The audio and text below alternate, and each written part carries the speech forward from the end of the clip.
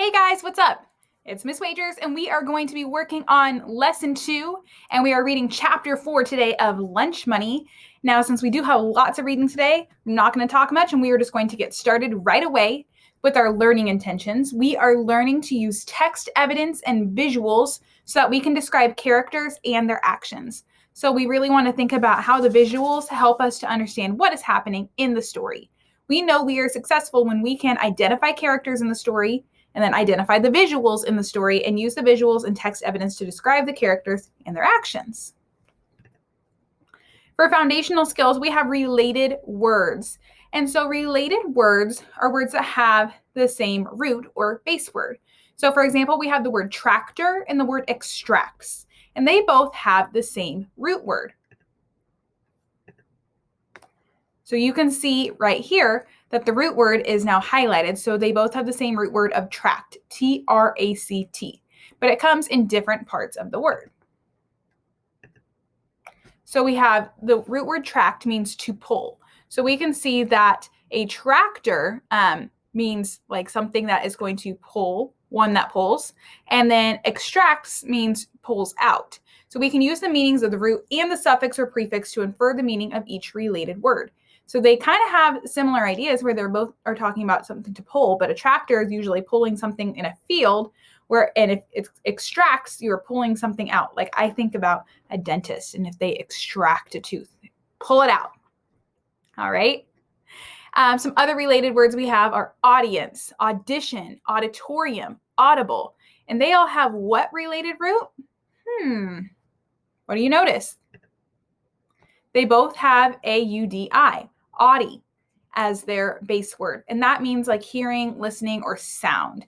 So the audience, they are listening or watching a play or a concert, something like that. Audition is when someone is going to listen to you and see like if you are right for like a part.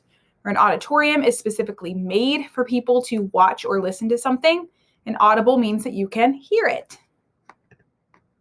So for your foundational skills activity on Seesaw, I want you to underline the root word that each word has in common, and then choose one word to use in a sentence.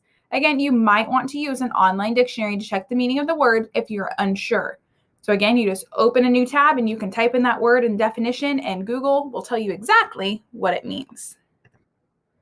For vocabulary, we have the word marketing, and we're going to see that on page 26. And marketing is all of the activities involved in making people aware of a company's product. So a lot of times we think of this as ads or advertisements. If you're scrolling through social media online, you generally see lots of advertisements. And sometimes they're things that you have looked at before because companies know, oh, I think they're interested in this product. We're going to give them an ad, so maybe they'll buy it.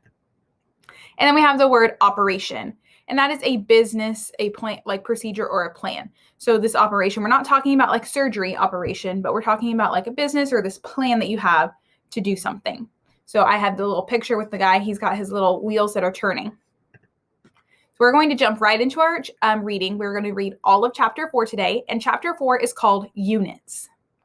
Standing in the cafeteria line, Greg opened his red plastic pencil case. He counted once and then he counted again, just to be sure. Then he grinned. There were 13 left. Sweet! That means I sold 17 units. That's what Greg called the comic books. He'd been selling units. That's what Greg called the comic books he'd been selling, units. And selling 17 units before lunch was a new sales record. Greg's comic books weren't the kind for sale at stores. Regular comic books were sort of tall and a little floppy. Not Greg's. Greg's comic books were about the size of a credit card, and they could stand up on end all by themselves. They were only 16 pages long, and he could fit about 50 of them into his pencil case. These comic books were short and sturdy, and that's why they were called Chunky Comics. Greg loved the name. He had chosen it himself. He got to pick the name because he was the author of all the Chunky Comics stories. He had drawn all the pictures too. And he was also the designer, the printer, and the binder.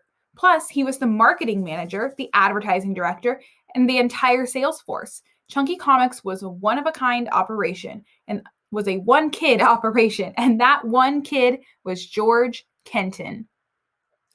Greg snapped the pencil case shut and grabbed a tray. He took a grilled cheese sandwich, a cup of carrot sticks, and then looked over the fruit cocktail bowls until he found one with 3 chunks of cherry. He got a chocolate milk from the cooler, and as he walked toward his seat, Greg did some mental math. Monday, the first day Chunky Comics had gone on sale, he had sold 12 units. Tuesday, 15 units. Wednesday, 18 units. And today, Thursday, he had already sold 17 units before lunch. So that was 62 units since Monday morning, and each little book sold for 25 cents. So the up-to-the-date sales total for Greg for September 12th was $15.50. Greg knew why sales were increasing. The word of mouth. Kids had been telling other kids about his comic book. The cover illustration was powerful. The inside pictures were strong, and the story was loaded with action. The title was Crayon, Return of the Hunter, and it was Volume 1, Number 1, the very first of the Chunky Comics. So that made it a collector's item. Greg sat down at his regular lunch table next to Ted Kendall. Ted nodded and said, "Hi," but Greg didn't hear him. Greg picked up his sandwich and took a big bite. He chewed the warm bread and the soft cheese, but he didn't taste a thing. Greg was still thinking about sales. $15.50 in 3.5 days. Not so hot. Greg had set a sales goal for the first week, $25, which meant that he had to sell 100 units. It looked like he was going to fall short. The idea of making and selling comic books had hit Greg like a crack over the head from Superman himself. It made perfect sense. Candy and gum were against school rules, and tiny toys were boring and also against the rules. But how could he go wrong with selling little books? School was all about books and reading. True, reading a comic book wasn't exactly the same as reading a regular book. But still, there were a rack of comic books right in the kids section at the public library downtown, and some new graphic novels, too. Comic books had been part of Greg's life forever, mostly because of his dad's collection. Batman, Superman, The Flash, Spider-Man, Marvel Comics, Uncle Scrooge, and all the Disney comics. His dad's collection filled 3 shelves in the family room, and it was worth over $10,000. Once Greg had shown he knew how to take care of the comic books, he had been allowed to read and look at them all he wanted. Greg had even bought a few collectible comics of his own, mostly newer ones that weren't very expensive. It was his love of comic books that had first gotten Greg interested in drawing. Comics had led Greg to books like How to Draw Comic Book Villains, You Can Draw Superheroes, Make Your Own Comic Book Art, and Draw the Monsters We Love to Hate. Back in the 3rd grade, Greg had used his own money to buy India ink, dip pens, brushes, and paper at the art supply store. And drawing new comic book characters was one of his favorite things to do when he wasn't earning money. Obviously, guys. That whole summer before 6th grade, Greg had worked toward the launch of Chunky Comics. From the start, he felt pretty sure he could come up with the story idea. He knew he would be able to do the drawings. But first, he had to deal with a lot of the hows. How does a whole comic book get put together? How big should each one be? How is he going to print them? How much would it cost him to make each one? And finally, how much money should he charge for his finished comic books? Assuming he could actually make some. But one by one, Greg found the answers. An encyclopedia article about printing books had helped a lot. It showed how the pages of a book starts as one large sheet of paper that gets folded in half several times. Each time the sheet is folded, the number of pages is doubled. So Greg took a piece of regular letter-sized paper and folded it in half 3 times, the way it showed in the encyclopedia. And let's pause for a second so we can do our question, y'all. It says Greg had a lot to learn before he could begin his comic book business. Now we can see on page 29 a series of questions that Greg needs to answer. What do these questions show us? So again, the series of questions, it was in this 3rd paragraph on the page. But first he had to deal with a lot of hows. How does a whole comic book get put together? How big should each one be? How was he going to print them? How much would it cost him to make one? And how much money should he charge? So, what do all these questions show? I think it shows that, one, making a comic book is not easy, right? But also, this is showing that Greg is really determined. He put his mind to an idea, and he's really going to make sure that he can accomplish it, no matter how complicated it can be. So he's really determined to make money. So I would say part of his character traits is that maybe he is very determined or motivated. Because even though there were so many questions he had to answer, he still powered through all of them, so he was able to make the comic books. That one piece of paper turned into a chunky little 16-page book, Chunky Comics. It was so simple, but not really. Greg figured out that making little comic books was a 10-step process. Number 1, write a story that can be told on 12 to 14 mini comic book pages. 2, sketch, draw, ink, and then letter all 16 mini pages, which include the front and back covers. 3, paste 8 of the mini page drawings into their correct positions on a piece of paper to make the master copy 1, a sheet that can be copied again and again. 4, paste the other 8 mini pages to make master copy 2. Number 5, using a copier, print the images from master copy 1 onto one side of a press sheet, a piece of regular letter-size paper. Number 6, print master copy 2 onto the flip side of the press sheet, making an 8-page images on the front and 8 on the back. Number 7, carefully fold the press sheet with the 16 copied mini pages on it. Number 8, put in 2 staples along the crease of the very center of the little book, between pages 8 and 9. 9, trim the 3 unstapled edges, and that makes one finished mini comic book. Number 10, repeat. And each of the 10 steps had to be done perfectly, or no one would ever want to spend money on his little comics. And after all the hows had been settled, then came the writing. So let's stop and think for a second. What is the purpose of the visuals on these pages? And thinking about our success criteria, first we have to identify that there are visuals. So visuals are like pictures. So what's the point of the pictures on these pages? If we look back, we can see a little bit more. So I think that these pictures the author decided to include because it helps us to understand the process for the comic books. So we can see how the pages have to be lined up on the master copies and how they have to be folded in order to make the books. So it gives us a better understanding of the process that Greg is going through to make the comic books. But Greg hadn't written just one story. He had developed a master publishing plan. Volume 1 was going to be about Creon, an incredibly intelligent Stone Age hero who helped his tribe deal with ancient dangers like prehistoric beasts and Cro-Magnon marauders. Greg figured there could be 7 or 8 issues about Creon. Chunky Comics Volume 2 would feature the future, where a superhero named Eon tried to protect a small colony of humans living in a world of melting ice caps and mutant life forms that were part human, part toxic sludge, and part recycled trucks and airplanes. Again, there would be 7 or 8 issues featuring Eon. Then, Chunky Comics Volume 3 would feature Leon, a fairly normal, modern-age techno dude who suddenly finds himself energized when his digital atomic watch overheats and burns its circuits into the nerves on his wrist. Leon learns that the watch can be set for the future or the past. The 6 or 7 time travel adventures of Volume 3 would follow Leon to the past, where he would team up with Creon, and then to the future, where he would offer his services to the amazing Eon. And eventually, all 3 characters would have some final episodes together. Creon, Leon, and Eon. Past, present, and future. Once the master plan was set, writing the first Creon story, Return of the Hunter, had been pretty easy for Greg. But the drawing was more difficult than he thought it would be. It had taken a long time to get each small page looking just the way he wanted. It wasn't like doodling or sketching. These pictures had to be good enough to sell. When both covers and 14 inside pages had been drawn and inked and pasted into place on the 2 master copies, Greg tackled his first printing. The copier he used was his dad's, and it was actually part of the printer that was hooked up to the computer in the family room. It was an inkjet printer plus a scanner plus a copier, one of those all-in-one machines. It made copies either in black and white or color. Greg had stuffed about 40 ruined sheets of paper into the recycling bin before he figured out how to get all 16-page images copied correctly onto the front and back of one sheet of paper.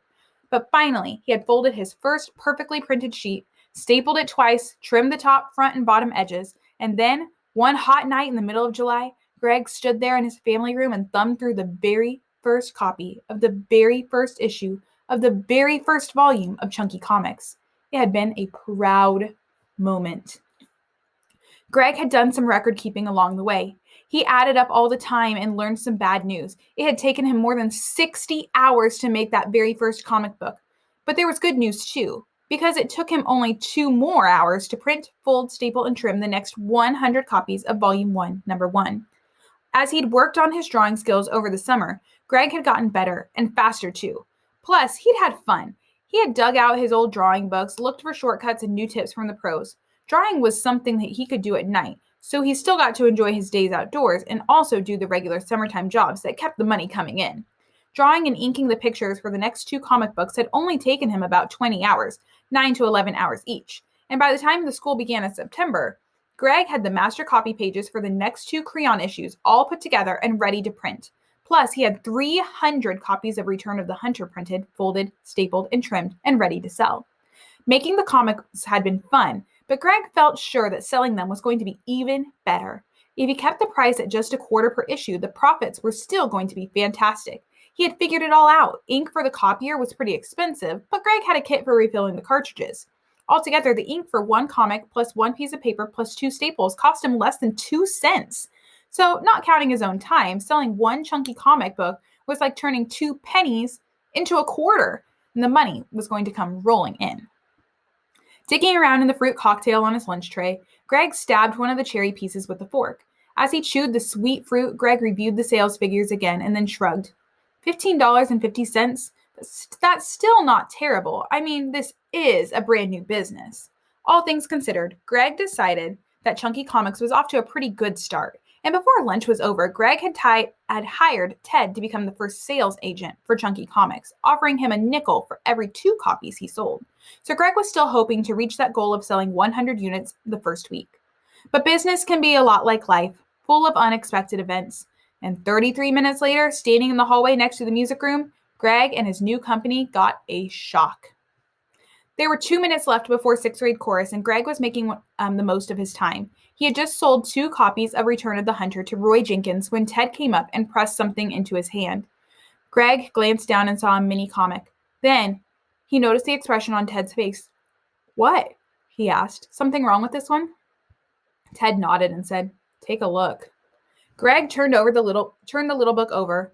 Ted was right. Something was very wrong with this one because what Greg held in his hand was not one of his Chunky Comics. A tiny banner on the front announced that this was an eensy beensy book.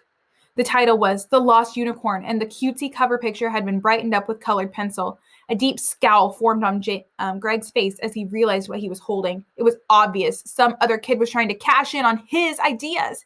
And who was this person responsible for this? This sneak attack? This giant ripoff? Greg didn't even have to look. He knew. Only one person would have dared to copy his idea like this, but Greg turned to the first page of the little book and looked anyway. And there was the proof in tiny, perfect cursive just below the title, written and illustrated by Mara Shaw. Oh, that Mara. Here we go again, guys. So why do you think, we're going to think about those visuals again, why do you think the author chose to include the cover of The Lost Unicorn? So right there's the cover. Is it maybe to give you an idea of what this looks like? And maybe, is that what you can compare in your mind? The comics between Greg and Mara? Yeah, probably so.